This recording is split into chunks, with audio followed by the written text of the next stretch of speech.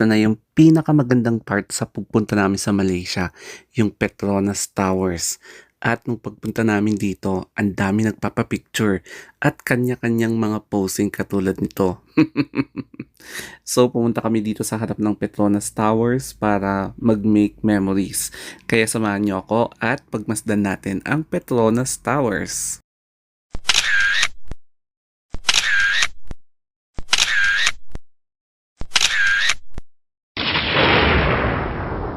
Good evening! Ang perfect talaga ng Airbnb or yung binook namin sa booking.com kasi tanaw na tanaw namin itong Merdeka Tower tsaka itong KL Tower sa Kuala Lumpur. Buti na lang mabait yung owner tsaka yung tagapagbantay kasi hindi sila masyadong stricto at pwede kaming lumabas sa gabi. So ayun na nga, lumabas na kami at nakikita nyo dito yung pulube. Marunong siyang bumenta at dumiskarte sa buhay. At sa kabilang kanto ay tanaw na tanaw na etong Petronas Towers. So makikita nyo, dyan kami pupunta. So malapit lang from sa pinagstayan namin. May nadaanan kaming street vendor along the way. Tapos may mga bars, ayan o katulad niyan, na hindi ko alam kung dyan kami tatambay after namin pumunta sa Twin Towers. Habang papalapit na kami sa Petronas Towers, meron kaming nadaanan na mga hindi ginagamit na electric scooter. So hindi ko alam kung for hire ito or for free. At ayun na nga, nandito na kami sa Petronas Tower. So nandito kami sa parang side banda kaya parang isang tore lang yung nakikita nyo. So habang papunta na mismo kami sa harap, unti-unti nyo nang na-appreciate yung Twin Towers ng Petronas katulad nito. Alam niyo ba na way back 1998-1999, nung pinatayo yung Petronas Towers ay hinirang sila as tallest building in the world. So ngayon, pupunta kami sa perfect spot para ma-appreciate natin yung picturesque niya. At ito na nga yung sinasabi ko, na-appreciate na natin yung Twin Towers. So nung itinayo na yung Burj Khalifa early 2000s, na-dethrone sila. So yung Burj Khalifa na ang tallest tower in the world. So nakarating na nga kami sa perfect spot at yung mga taong nakikita nyo sa likuran ko, lahat kami iisa ang purpose which is magpa-picture or mag-pictorial sa harap ng Twin Towers na yan. Ito naman yung pinakaunang eksena ko sa harap ng Petronas Towers. O di ba? Merong mga lumalapit na photographers na nag-aalok ng 5 ringgit sa unlimited photos tapos isesend dun sa phone namin. Tapos yung mga kasabayan namin, paikot-ikot sila para makakuha ng perfect shot at i-upload nila sa kanilang Instagram, sa Facebook, sa Twitter, sa TikTok, mga ganyan. Ang siste dito, nag-uunahan kami sa harapan basta merong space na bakante. Doon kami magte-take opportunity na mag-take pictures katulad niya, no? Nag-aantayan talaga kami. And wala kaming pakialam. Basta ang importante magpi-picture-picture. And kapag nagtitinginan kami, nagtatawanan kami. Ngayon naman, it's my turn. Kasi sa bandang to, walang masyadong tao. Kaya nag-emote-emote na ako bago pa dumami bigla ang mga tao. Ito ang isang nakakatawa. Yung iba na nasa likod, pinapanood yung mga post na ginagawa ng mga nagpapapicture para yun ang pwedeng gayahin or gawin din namin kapag kami naman. Ito yung isang spot na walang masyadong tao. So, kanya-kanya talagang eksena, no?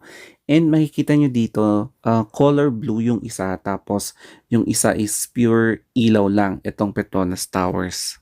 Then, ang ginawa ko naman dito is iniwan ko yung phone ko at hinayaan ko yung sarili ko na nagre-record. Ayan. On one side and on the other side. So, kanya-kanya talagang eksena dito. Tapos, ito lang yung picture or video na makikita nyo yung different poses. O, di ba? Kanya-kanya talaga at walang pakialamanan. Basta ang importante is you collect and select the best photo tsaka videos na makukuha mo dito sa Petronas. Okay, so since tapos na kami dito banda, ang next naman na pupuntahan namin ay doon sa fountain, yung harap mismo ng Petronas Towers. So magka-cross tayo ng kalsada. Kahit na sabihin natin na safe ang Malaysia sa gabi, hindi mo pa rin pwedeng masabi, no? Kaya sinecure ko talaga yung phone ko habang naglalakad kasi mahirap na, 'di ba? Actually, yung harapan nito ay entrance din ng mall, yung pinuntahan namin nung first time namin dito. mapapawaw ka talaga kasi ibang-iba yung feeling kapag in person ka nandito kaysa sa picture.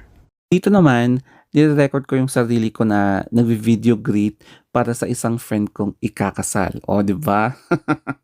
Kung nanonood ka sa video na 'to, I just want to say na congratulations, best wishes, and sana all. O, 'di ba?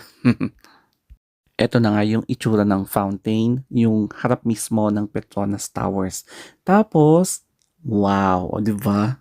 Habang nag-e-emote-emote ako dito, parang nasa isip-isip ko na kaya malakas ang loob na magpatayo ng napakataas na towers ang Malaysia. It's because hindi siya seismically active.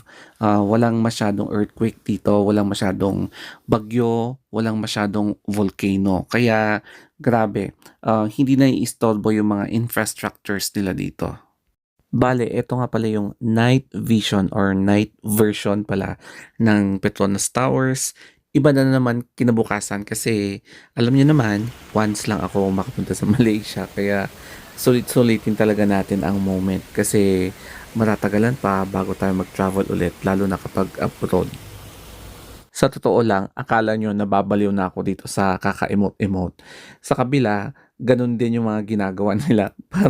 Para kaming timang lahat dito. So, 'pag nagkakatinginan kami, nagtatawanan talaga kami dito kasi kanya-kanyang eksena. Inabot nga pala kami ng isang oras kaka-picture, kaka-video, kaka-emote, kung ano-ano pa. So, ayun na nga, paalis na kami. So, yan yung entrance ng Petronas Towers na papasok ka sa loob ng mall. So, entrance and exit yan. Bigla kang matatawa na mag-isa. O, di ba? Pero may nakita kasi ako na nag-e-emote. Parang ganun yung eksena namin dito. So, ayun na nga, pabalik na kami dun sa tinutuluyan naming apartment. And, ayan, hindi ko talaga maalis yung paningin ko itong Petronas. Since maaga pa at 10:30 PM, naisipan muna namin na tumambay dito at uminom lang ng juice for one round lang, o 'di ba? So ito nga pala yung in-order namin na juice. So kulay Coke siya kaya na-curious ako kung ano yung lasa niya. Tapos yung mga taong grasa, nagsisilabasan sila kapag gabi katulad niya 'no.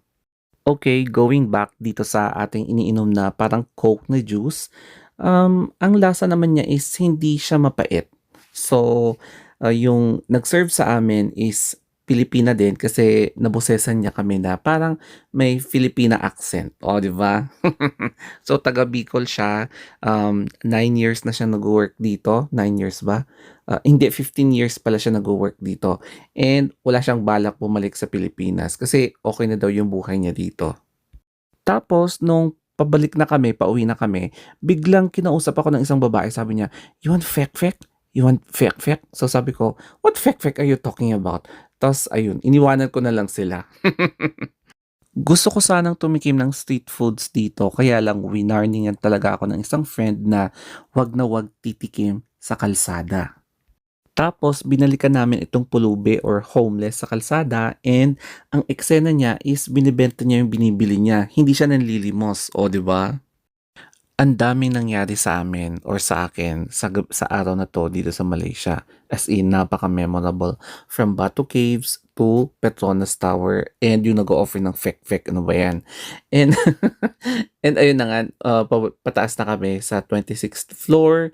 So, eto yung makikita nyo sa aming bintana kapag matutulog ka sa gabi. Ayan. So, wait, teka lang bale ganito lang naman siya. O, see? Grabe ang swerte namin kasi ito yung nabook namin sa booking.com pala yun. So yan yung KL Tower and then off na yung ilaw sa Merdeka Tower. Kaya I hope nagustuhan niyo itong video. Mag-follow na lang kayo or subscribe for more. So bukas another video na naman. So thank you and good night.